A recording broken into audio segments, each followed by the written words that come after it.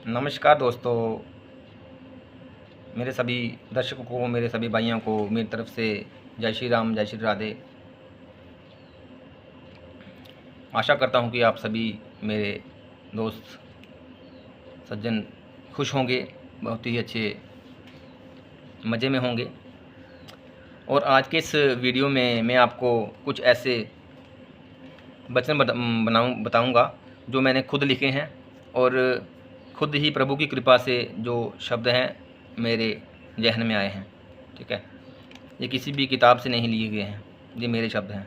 ठीक है, अपनी ही प्रभु की कृपा से पाए हुए वो शब्द हैं जो किसी भी मान्यता को मानने में मदद करते हैं।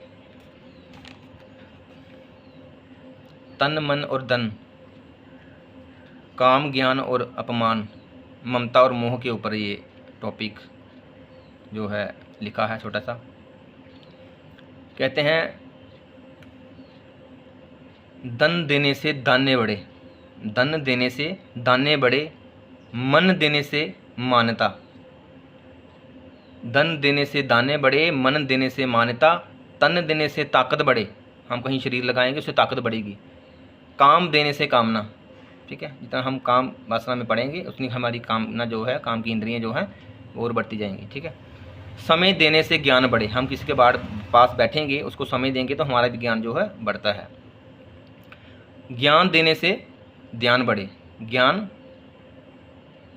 देने से ज्ञान बढ़े। जब किसी को हम ज्ञान बांटते हैं, अपना ज्ञान दे रहे हैं, तो हमारा भी ज्ञान उससे बढ़ रहा है। जब मैं आपको कुछ बता रहा हूँ तो इससे मेरा भी जो ज्ञान है इससे बढ़ रहा है।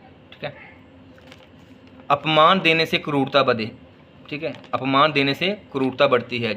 अगर हम किसी को अपमान करेंगे तो उसमें क्रोध ही बढ़ेगा। ठीक है, उसकी क्रूरता बढ़ेगी।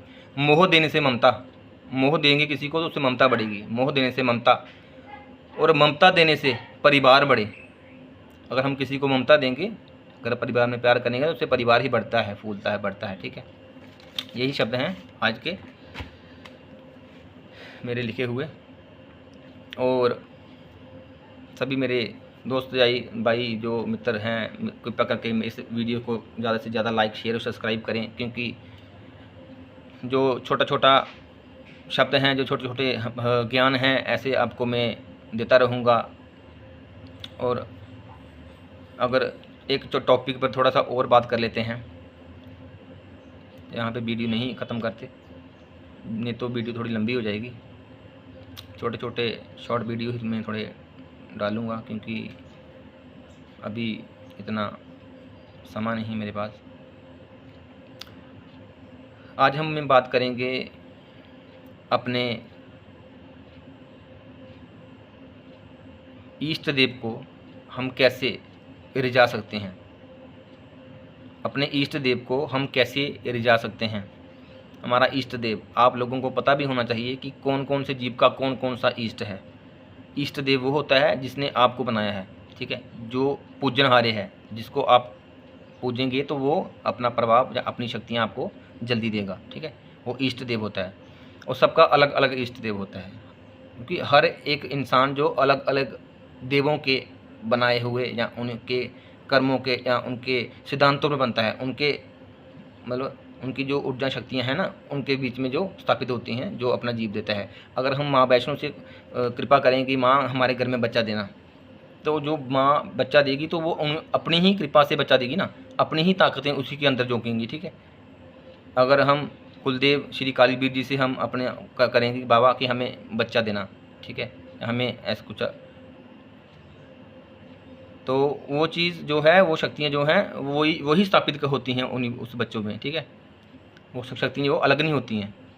वही जो शख्सियतें हमारे पीछे खड़ी हैं ना, जो इष्ट देव हमारे पीछे खड़े हैं ना, वही इष्ट देव हैं जो हमें सब कुछ देंगे। ठीक है, और उनको पहचानना है कि वो कौन से इष्ट देव हैं जो हमें आगे बढ़ने में हमारी मदद कर सकते हैं। हमारे इष्ट देव हैं कौन, ठीक है, उनके लिए पता होना चाहिए। जैसे मैं अपना बता रहा हूँ, मेरे देव इष्ट देव हैं वो भगवान विष्णु हैं। ठीक है, भगवान विष्णु का मैं जो हूँ बच्चा हूँ, तो उन्हीं की कृपा से मैं इस परिवार में आया हूँ। ठीक है, तो इष्ट देव की जो मान्यता है वो किस प्रकार करनी चाहिए, इष्ट देव का जो ध्यान है वो किस प्रकार करना चाहिए। ठीक है, सोते खाते पीते नहावते, ठीक है, हमेशा इष्ट देव को अपने ध्यान में रखना होता है। इष्ट देव को हमेशा सुरती में रखना होता है, ठीक है। धीरे धीरे जब आपकी सुरती बढ़ती जाएगी ना, तब आपका ज्ञान और ध्यान भी बढ़ता जाएगा, ठीक है।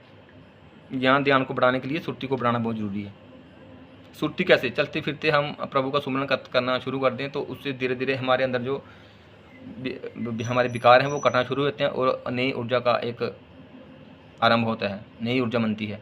तो प्रभु की जो नई ऊर्जा हम पाने के लिए जो भी चेष्टा करते हैं, जो भी हम अपने आप से जो भी कुछ एक्स्ट्रा करते हैं, तो प्रभु उनको लुटाते हैं, प्रभु उनको दोबारा हमें दे देते हैं, ठीक है। अगर उनको हम 1 रुपया चढ़ाएंगे तो हमारे लिए वो 10 का या 50 का वो हमारे लिए वो समाधान कर देंगे, ठीक है। इसलिए हमारे इष्ट देव को मानना जरूरी है, इष्ट देव की कृपा लेना जरूरी है। जिसको अपना इष्ट देव नहीं मालूम है वो कृपया जानने की कोशिश करें कि हमारा इष्ट देव कौन है, ठीक है। तो जो कोई मुझसे पूछना चाहेगा कि हमारा इष्ट देव कौन है, मैं बता सकता हूँ, ठीक है। तो आप मैसेज में लिख के मुझे बता सकते हैं, पूछ सकते हैं कि हमारे इष्ट देव कौन हैं और हमें अपने इष्ट देव के लिए क्या क्या करना है, ठीक है। नमस्कार, आज के लिए इतना ही। कल पुनः हाजिर होऊंगा आपके समक्ष। जय श्री राम, जय श्री राधे। सभी खुश रहें और सभी आबाद रहें, यही मेरी कामना है। जय श्री राम।